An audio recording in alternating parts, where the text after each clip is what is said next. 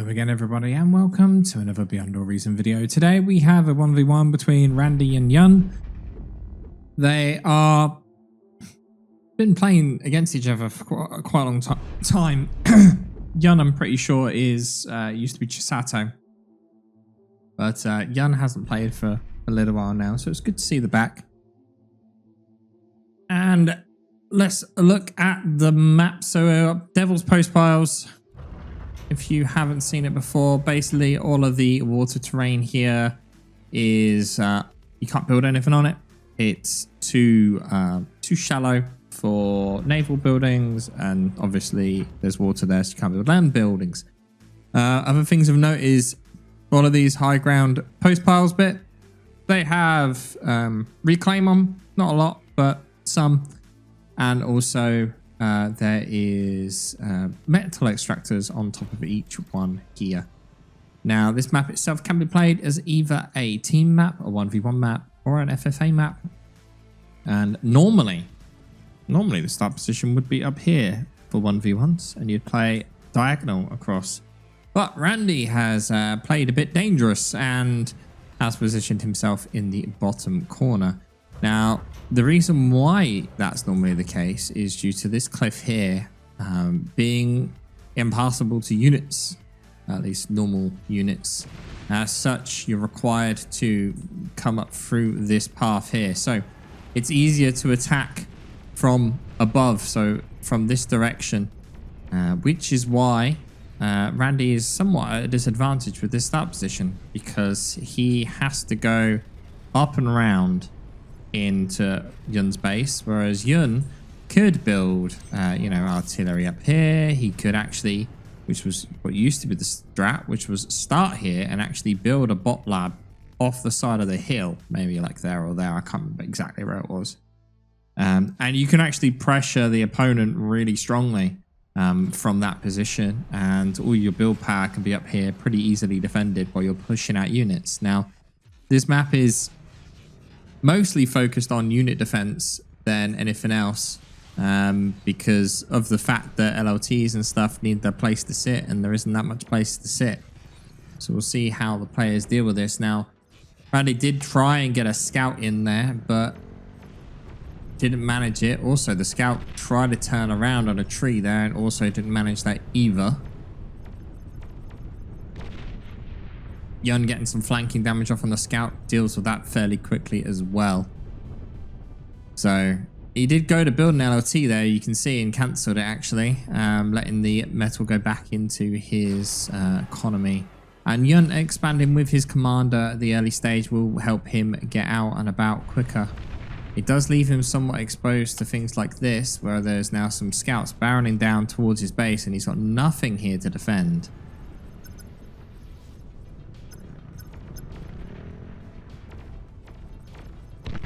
Oh, but a great self-destruct by Yun there. Manages to take out all of those scouts and the rest get picked up elsewhere. So great micro there by Yun.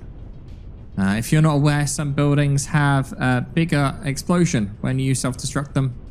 And a metal extractor is one of those things. Great for dealing exactly what Yun just come up against. Now, rAndy has gone for a solar open here rather than winds. He built the winds afterwards. Which does mean he has energy stability in a time like this when wind is at its lowest, as opposed to Yun here, which is only started building solars fairly later in the game, and you can see his energy is not in as good a position. Is fairly decent now, but still. Yun going on a very long drive here with a scout and a mine layer. I don't know where is his mine layer going. Okay, up here. So I think what his plan is, Yun has seen the commander, realizes it's the commander that's expanding, okay? He is going to try and snipe the commander with mines. A interesting idea. I can't see I've seen anyone ever do that, but okay, I guess. We'll see how that plays off. Interestingly enough, neither player are pressuring each other on the closest path to each other. mostly both fighting over expansion at this point.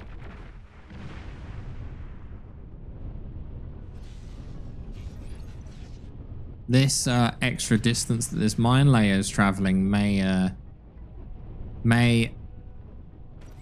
cause a dent in his plan.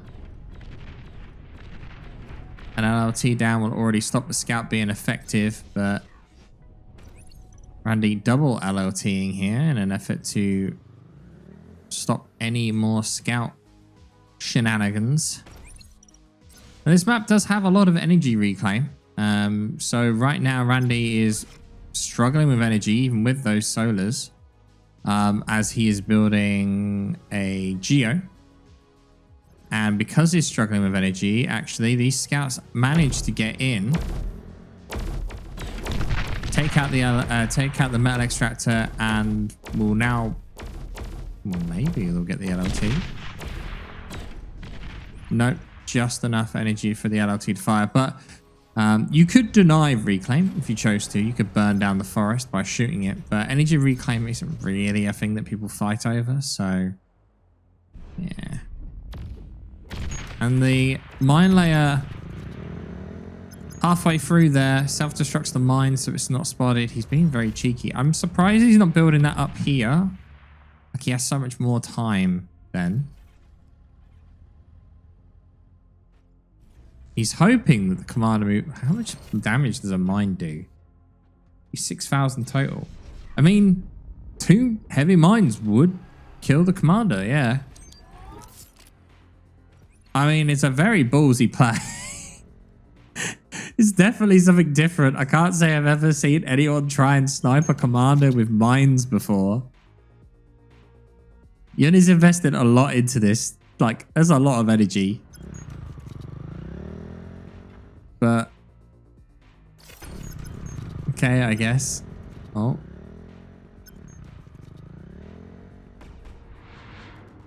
He is trying to keep the mine layer not visible because that will give it away. He also needs to not energy store now as well. Oh, but rAndy's commander is not going up there right now. He doesn't know where the commander is. This is another reason for the perimeter eye. He could build more mines up here to just try and be a problem, but still. Meanwhile, Yun is focusing so much on that, he is completely oblivious to the fact that there's an incisor here just slowly shooting his tanks. At the same time, he has tried to aggro a little bit along the bottom. This is probably to try and take away some focus from the commander up on the top. Yun is at army advantage right now, but he's driving straight into a bunch of incisors.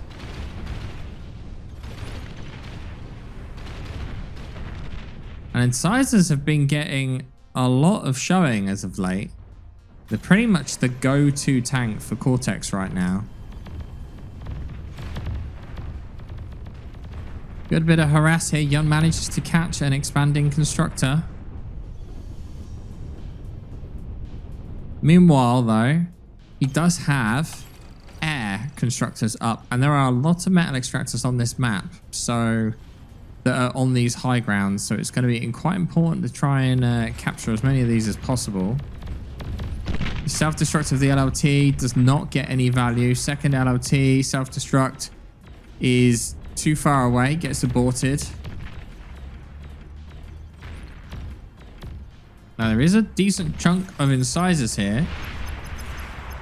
He is trying to keep them out, and he spreads them out a bit, but they are still quite clumped up. Going in on the commander.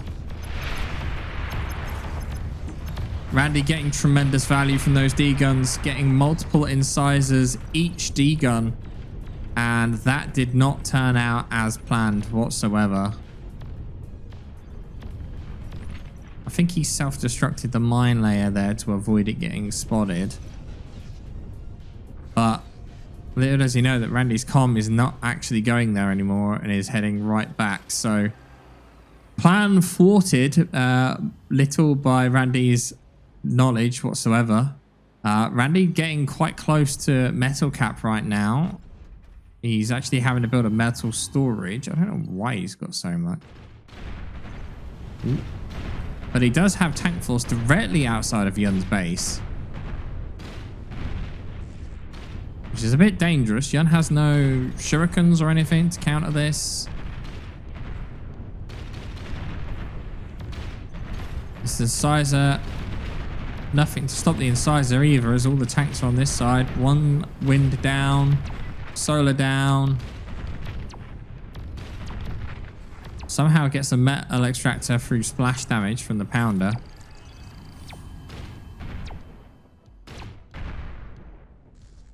Not ideal, that. He does look like he's clearing space for a Tech 2 transition now, though. Yun will be the first onto Tech 2.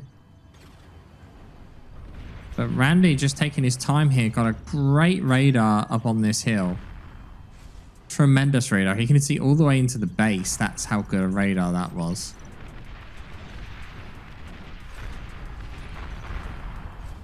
And Yun needs to be careful. His commander is pretty exposed out here up on the front.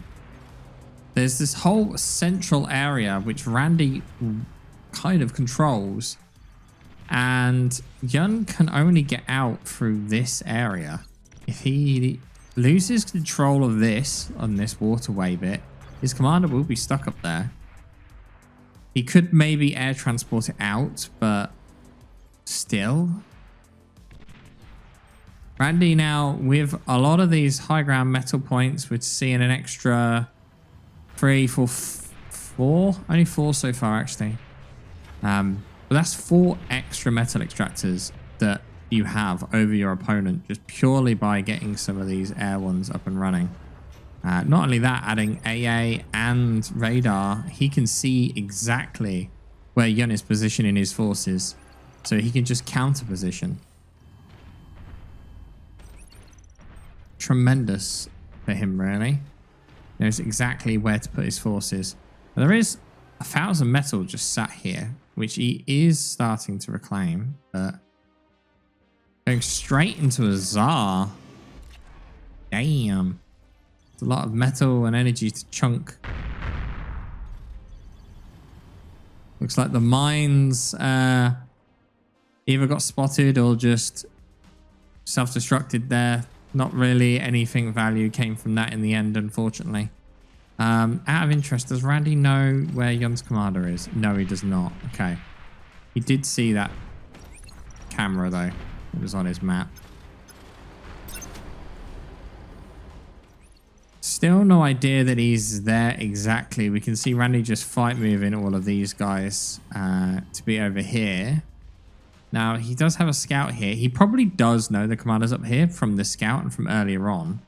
So he may move to try and take the commander out. But I'm interested that, does Yun have vision of that? He does. So Yun has a choice, right?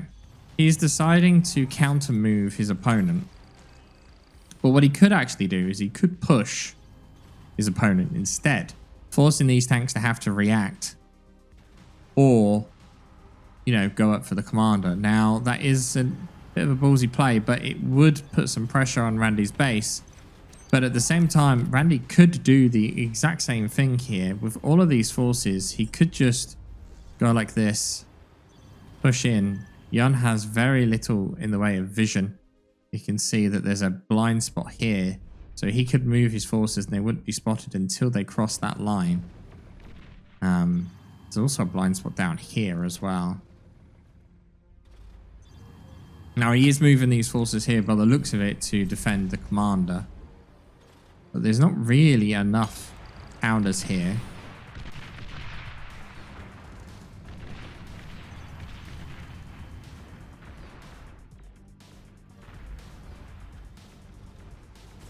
Where's that Tsar going? Okay. So what I would have maybe liked to have seen is him maybe move the Tsar and like place it up here. You could just like destroy that advanced fusion, which would cause a huge chain reaction and basically lose rAndy the game. But instead, Yun moving his pounders up here in a big blob, and the splash damage from rAndy's pounders just making very, very short work of the units that Yun did actually send up here. And that is not good at all. Leaving a huge chunk of forces, 23 forces in total here to push towards Yun's commander. Yun's commander completely exposed. Now there are banishers on their way up. Now banishers are great, don't get me wrong, but it might be a bit too many for him to deal with if rAndy actually goes for the commander. Seeing rAndy's view again, he doesn't know that the commander actually is there. He's sending this force to clear the corner. He sees an air transport. And this is a ballsy move here, using the air transport to take the commander out. Now, if that air transport dies, so does the unit in it, and that includes the commander. What's he doing? He's changed his mind. He's going back. Thought you were running away.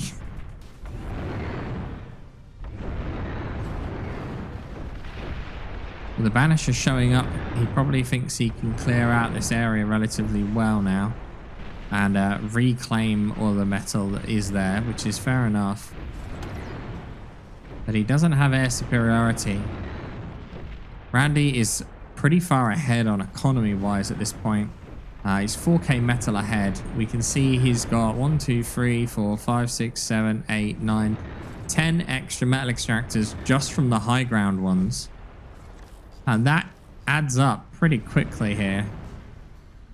Oh, I don't need to click it all, do I? He's got 10 extra. That's an extra 20 metal a second he's getting purely from all of the high ground mexes. So that 126 would be 100 otherwise, which we can see here that Yun's only at, you know, it was at 60 there, but he's reclaiming at the moment, which is why it's higher. But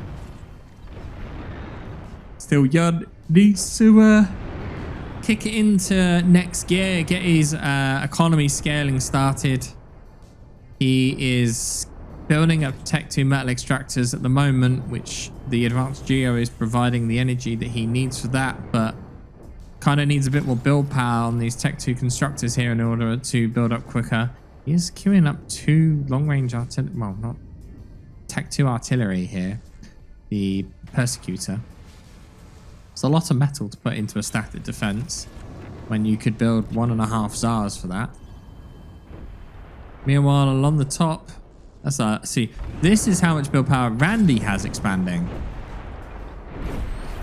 1,000, almost 2k's worth of metal is what rAndy has expanding. So that just tells you the difference between the two players here.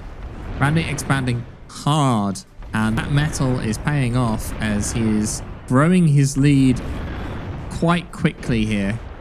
As you can see, that 4k has now turned into almost 10k difference between the two players. rAndy is behind on army value, but that's just purely because he's ecoing up. He doesn't see much of a threat at the moment. Bit of a ZAR fight going on. Yona's already lost 1, 2 ZARs. We'll lose that one in a 2v1 as well. Banishers will not be able to defend the jammer and radar vehicle with them either. Oh, well, maybe they do. Pretty close. This Pounder's chasing it down. Oh, never mind. Random ZAR shot from downtown takes out the radar and the jammer. Now, these banishers are good and all, but they kind of need that vision in order to see. See, this extra grey line here is what they can actually see. So it does cut a huge chunk off their actual ability to fight. They are going to need more assistance, basically, in order to do something, whether that's a radar or what, don't know. Metal Extractor missed here and here for Tech 2. You're prioritizing these hill ones and the front line over here, maybe, which is interesting. You got like a free back area here, but you could have got those up quite effectively. Yun also having air, choosing to not get at least the 3 metal extractors right outside of his, like in his base here, which is also interesting choice. It's hard to contest the ones at the top of the hill. You need to basically build a specific unit for it, which is a bit of a waste. he now finally building those metal extractors. But at the same time, rAndy feels so safe that he's actually building tech free.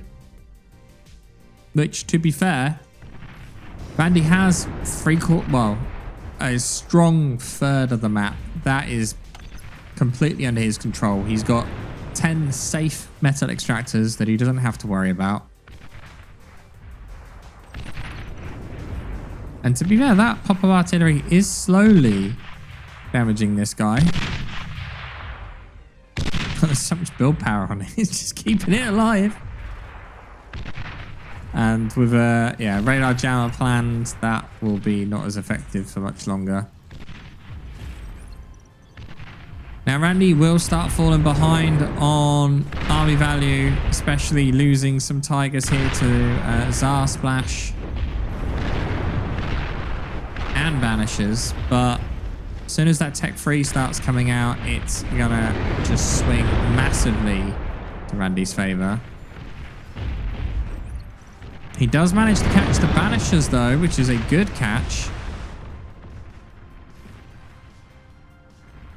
And that pretty much leaves Yun with just 3 Tsars. Just don't get me wrong, I like the Tsar, but it's not enough. Not enough units whatsoever.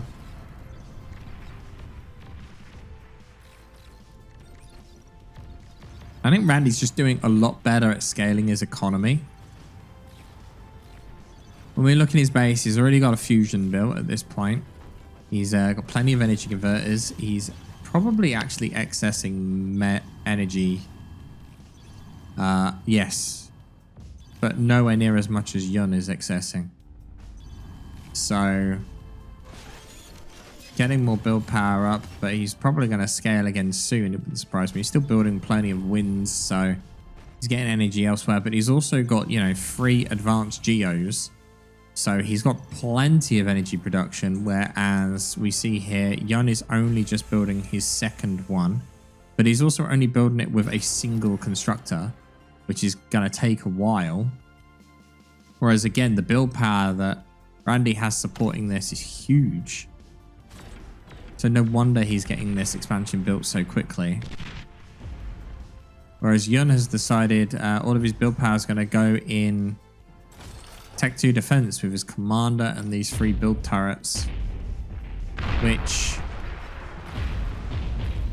these turrets and stuff are in the low ground as well. So like these forces can just move up onto the high ground and then shoot these defenses from out of line of sight.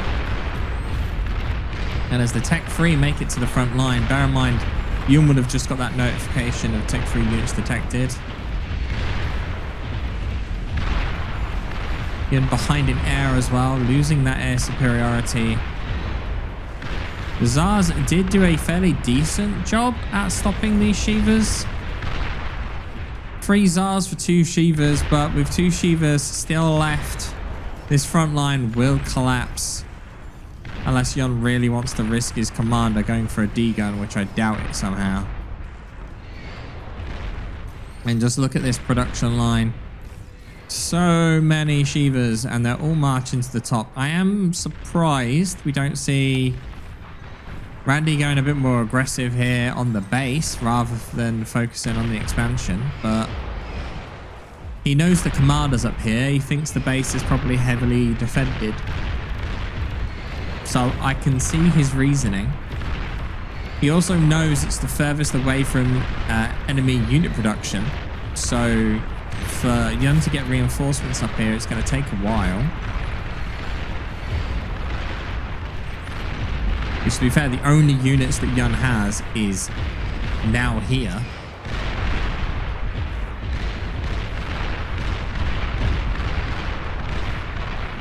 And now dead.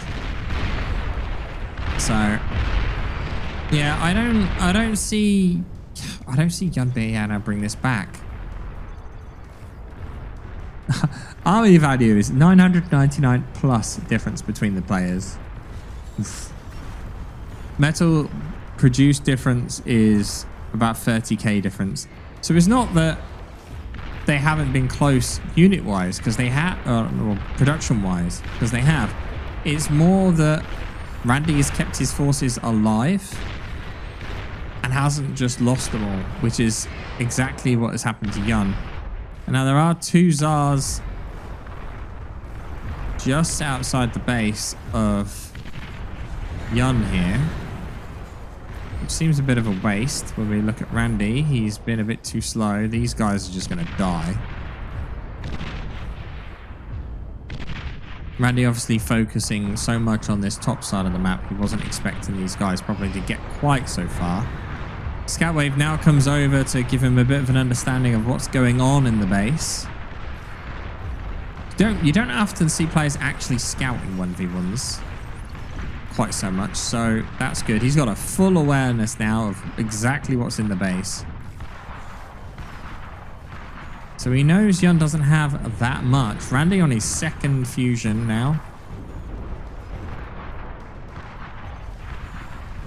And Yun actually on his 3rd. But Yun only having... Well, he does technically have 2 advanced geos right now, but that's about to be 1.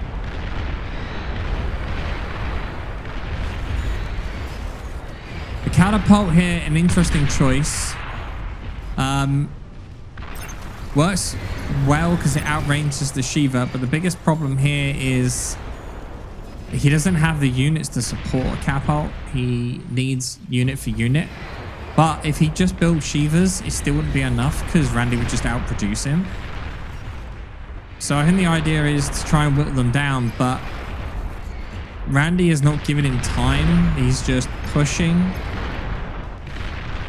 dealing damage. He's amassing Shivas elsewhere as well. He's got a bunch in the middle, a bunch at the top. I mean, just look at the difference. We've got like that many there. 54 units against 5. Oh no, that included some of the fighters. Well, those fighters aren't going to be for much longer anyway, so...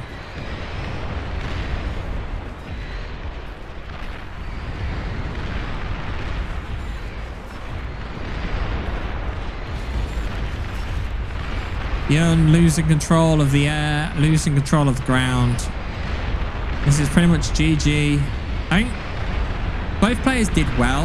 Yun didn't necessarily do badly. I think obviously he went for a cheesy strat of trying to kill the commander with the mines, which he did lose a lot of micro in that, which, you know, may have been kind of part of the problem as to why he lost. But at the end of the day, he had fun.